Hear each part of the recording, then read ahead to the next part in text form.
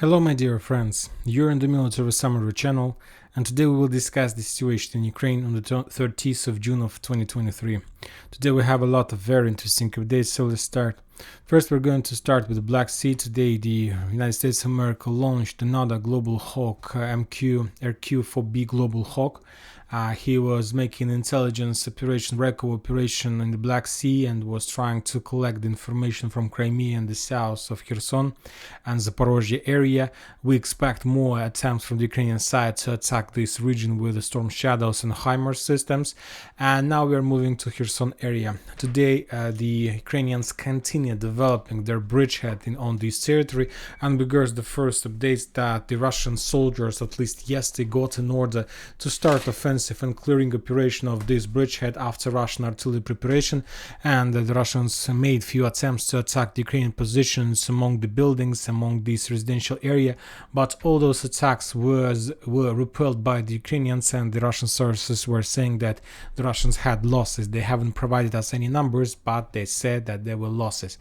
Furthermore, after that, the officers on the ground asked and required not just artillery like support, but the real attacks, real missile strikes with Iskanders or flamethrower systems.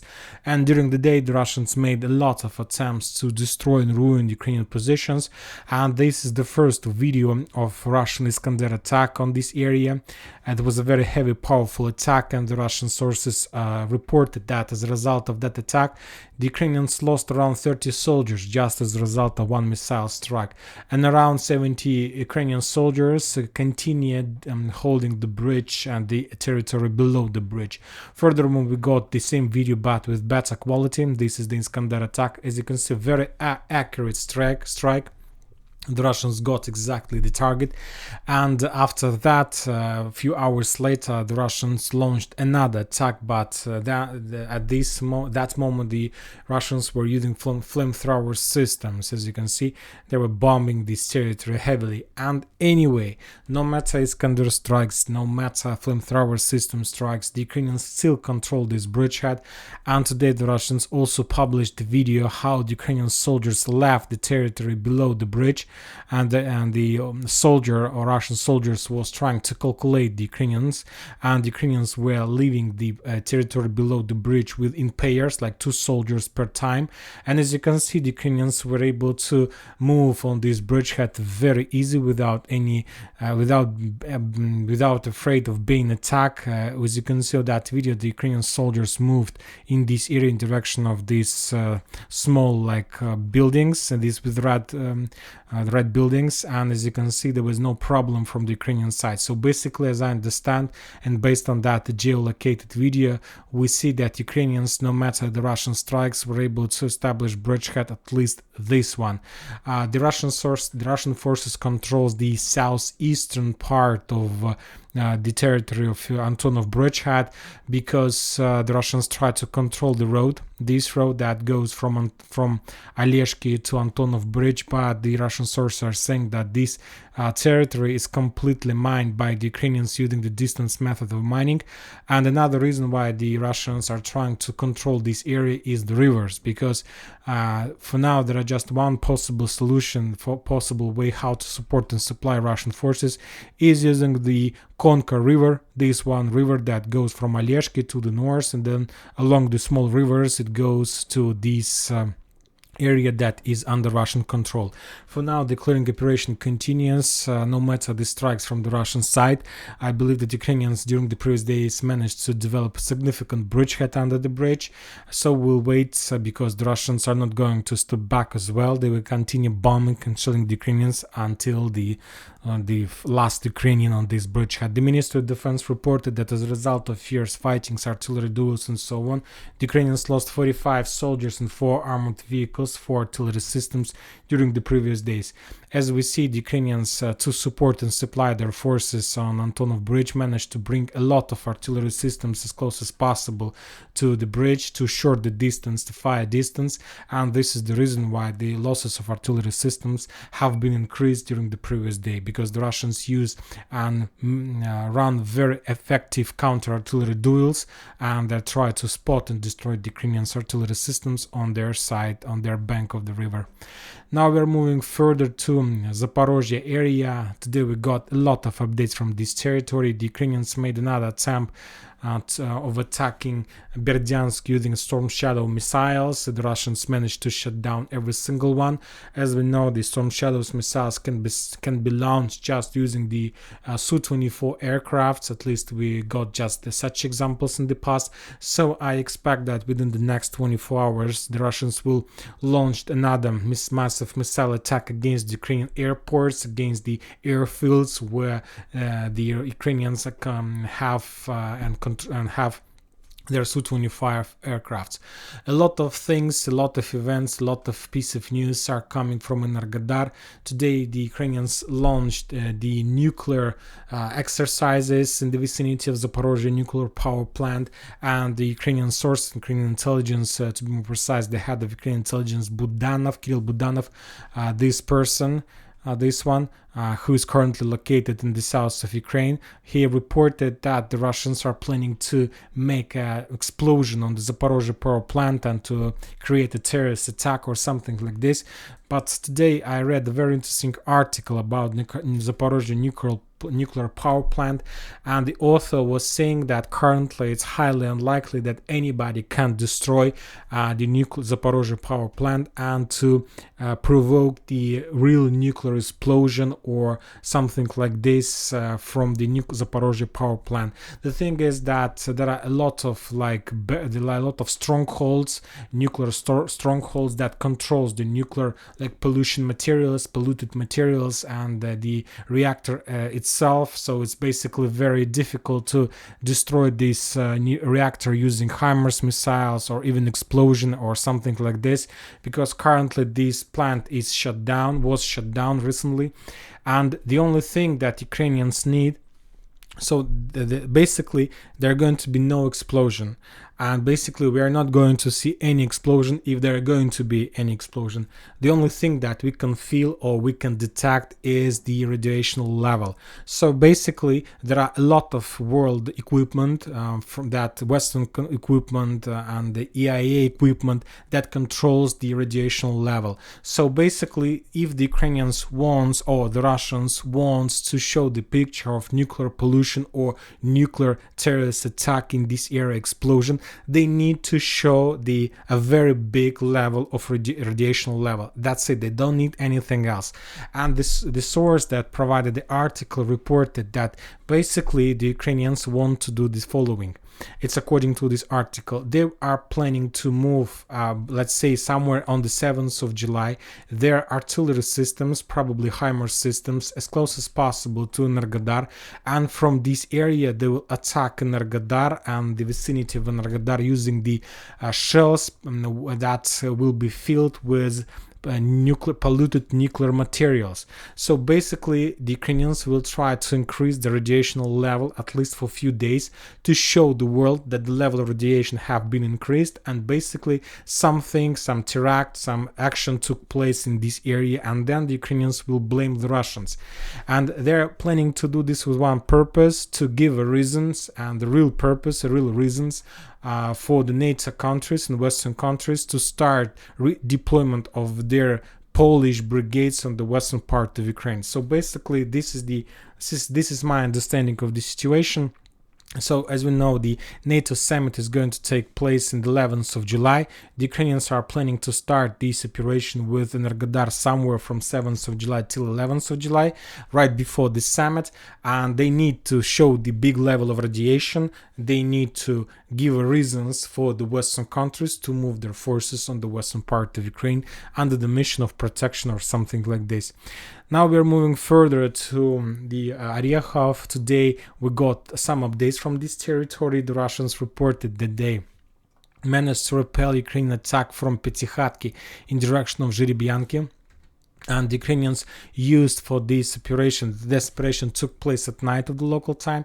The Ukrainians were using around 40 soldiers in that operation. The Russians managed to discover the Ukrainian forces and to attack them, and as a result of that, the Ukraine lost around 20 soldiers of that platoon.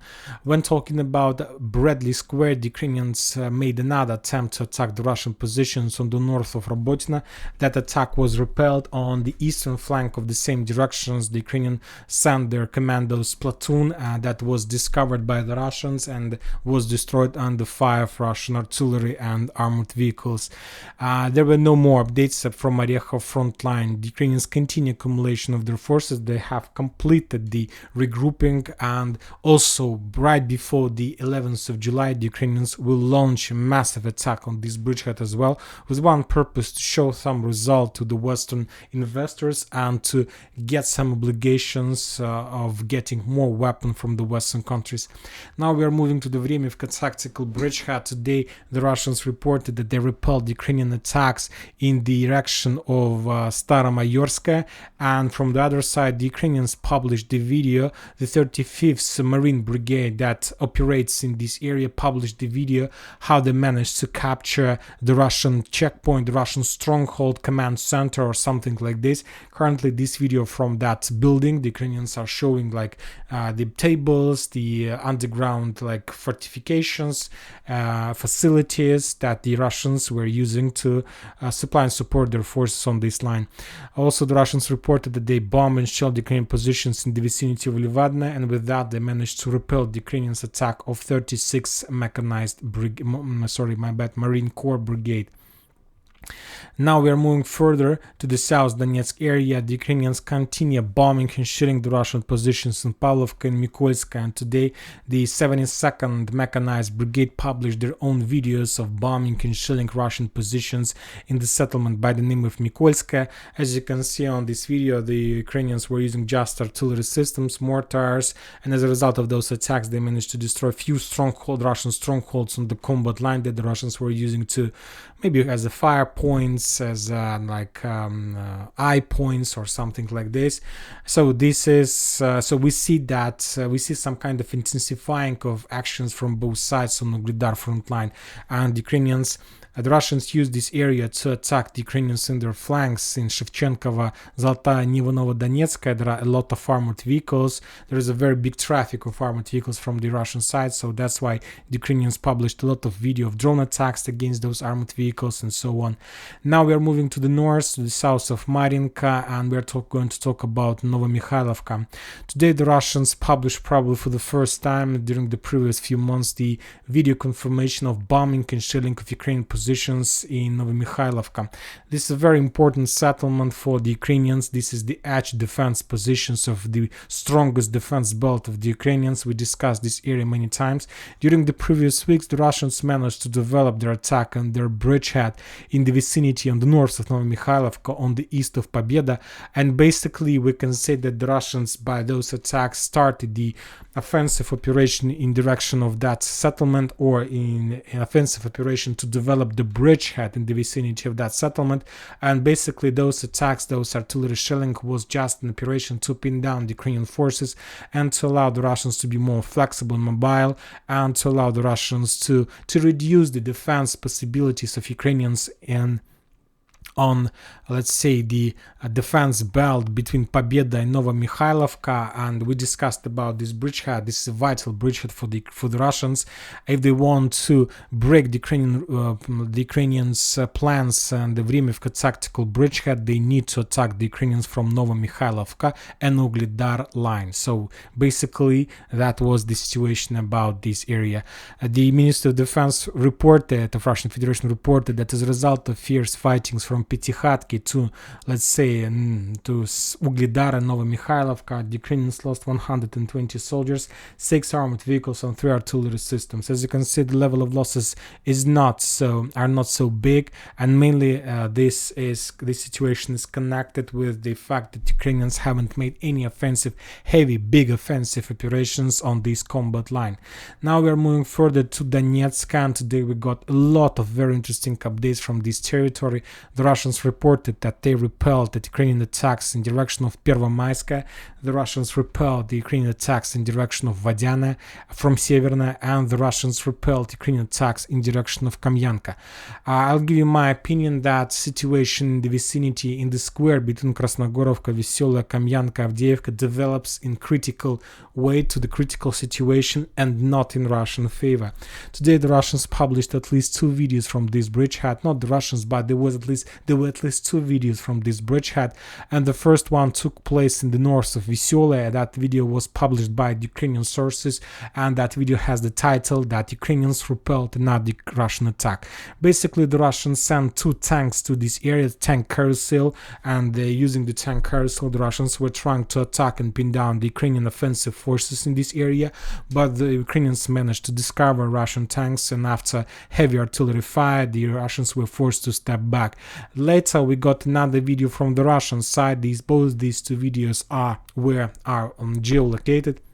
On this video, we see how the Russians were bombing and shelling the territory using the missile range rocket launchers and as you can see, according to this video, the Russians were bombing the territory that used to be, at least most of the mappers show this territory under Russian control. So basically, we see that Ukrainians during the day made a lot of attempts to attack Krasnogorovka.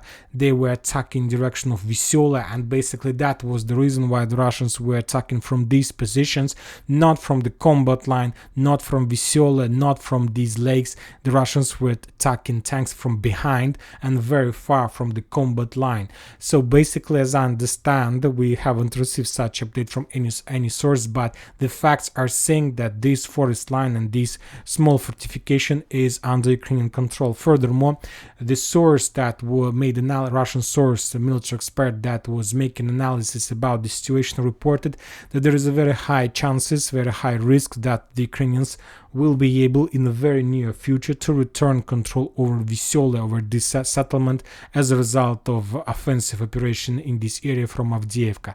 Currently, this military expert added that the Russians have already redeployed reserves and reinforcement to this area to fix the situation and to stop development of the critical situation. Because if the Ukrainians, for some reasons, are able to establish control or to return control over Vysyola, we can say that the settlement by the name of Krasnogorovka will appear in operational encirclement, because after that Ukrainians will start movements to the north with their armored vehicles and tanks, and they will try to cut Krasnogorovka. So basically, currently there is a very fierce and a very important battle for settlement by the name of Vysyola, and if the Russians lose Vysyola, they will lose the entire bridgehead from Avdiivka to Novokalinovo, and the Russians will be forced to step back on the eastern side of N20 road to Novoselivka Drugaya, Kamyanka and Novobakhmutovka areas. So this is a very important battle take place currently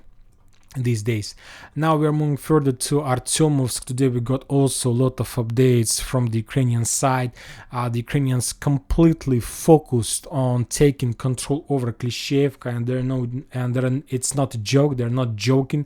They're trying to attack this area heavily without counting any losses.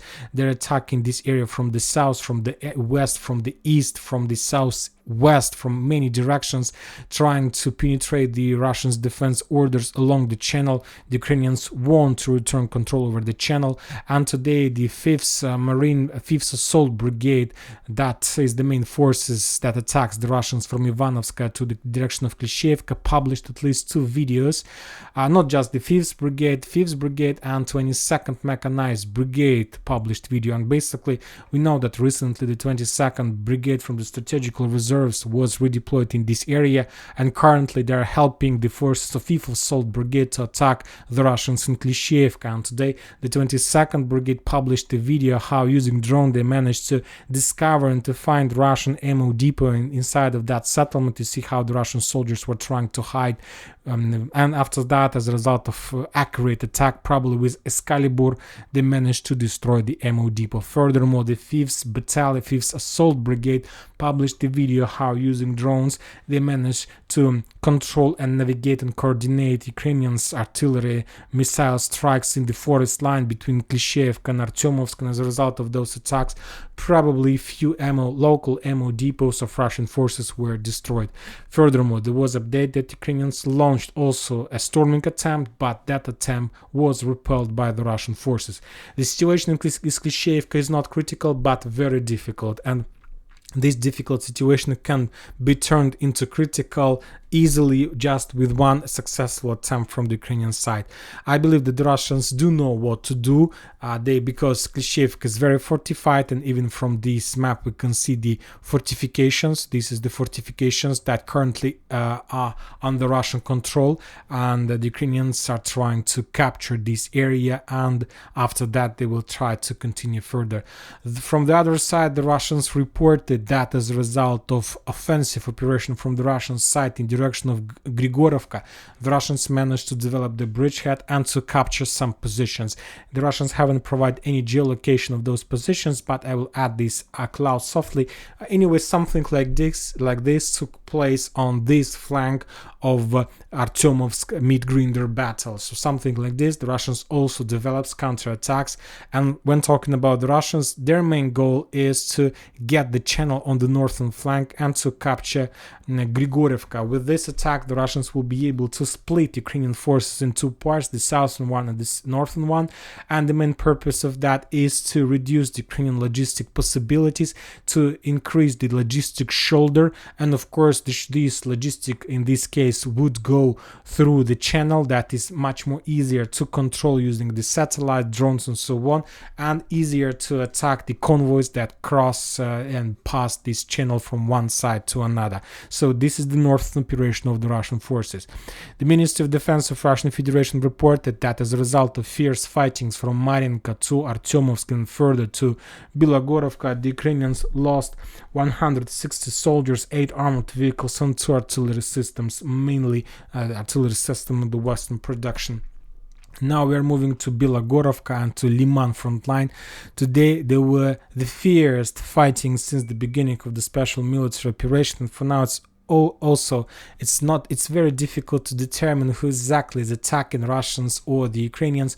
For example, today the Russians reported a repelled attack of Ukrainians in the vicinity of Bilogorovka, and the Russians published another video of bombing and shelling the settlement. If you remember before, like today, the Russians were publishing the video of bombing of industrial area on the southeast of Bilogorovka, and today the Russians start publishing the video of bombing and shelling of Bilogorovka itself. And so basically we see that the Russians have moved a little bit their artillery focus further to the inside the settlement. And when talking about Bilogorovka itself, the Russians reported that they repelled the Ukrainians' attacks and on Liman frontline, and they managed to discover one commando's platoon and destroy it. And as a result of all these fierce fightings, the Ukrainians lost 50 soldiers and 5 armored vehicles. Somewhere 3 p.m. of the local time, the Russian military expert Rybar published his map and shown like his analysis of the situation, and it was very interesting piece of information, interesting opinion from his side that I mentioned and noted for myself. He was saying that the Russians and either the Russians and the Ukrainians are attacking in this area, but both parties, each of them has their own purposes and their own goals. For example, the Russians are trying to develop the bridgehead before upcoming greatest Ukrainian counteroffensive operation. So basically the Russians doesn't have target to, let's say, to attack Liman or to encircle Seversk or to attack Yampol. No, currently the Russians are trying to capture the edge Ukrainian defense positions, to move their soldiers, to mine fields, and to wait the Ukrainian counteroffensive. And as soon as the Ukrainian counteroffensive begins, they will have distance, they will have barrier to step back, because as you can see, after Dibrova there is a Kreminna, and it's very close to the strategical points. So this is the reason why the Russians attacks, to develop the bridgehead before the greatest Ukrainian counteroffensive. And today somewhere at 5 p.m. with the Ukrainians, we start receiving the first updates about a very massive attack from the Ukrainian side in direction of Dibrova salient. The Ukrainians were attacking this area from all sides, from the west, from the south, from the north, and the sources are saying that Ukrainians were using around 6 brigades in that operation. And I'll remind you that there are 21st, 63rd, 42nd, 58th, 67th, brigades. There are 25th brigade, there is 66th brigade, there is 95th brigade. There are a lot of storm assault brigades, mechanized brigade, and they launched that attack, and somewhere at 8 p.m. we start receiving first update that the Ukrainians, having the heaviest losses ever, were stopped and were forced to step back. And the Russians launched their own counter-offensive operation, and the Russians, as we discussed, trying to develop this bridgehead, and currently their main goal is to get the Zhiribyanka river from the Dibrova salient and to cut these two forces in two parts. And with this the Russians will be able to split the Ukrainian group and to increase the issues and expense of Ukrainian logistic, because in this case the Ukrainians will be forced to use the crossing over the rivers to support and supply the forces on the south and on the north. And there are not many places where the Ukrainians can cross the river, and of course all of them will be under Russian control and under Russian artillery fire and drone fire. We got some updates from Kupyansk frontline. The Ukrainians published another video of hunting of their drones for the Russian armored vehicles that were running from one checkpoint to another on the Kupyansk frontline. The Ministry of Defense reported that as a result of fierce fighting, artillery duels, the Ukrainians lost 50 soldiers and 4 armored vehicles.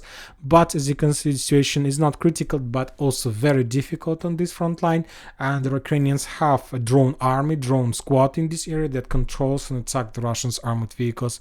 Also, the Russians published very interesting video from Kupyansk front line, from, let's say, Belgorod borderlands. There was attack towards Ukrainian positions in Velyky Burluk using Geraint 2 drones.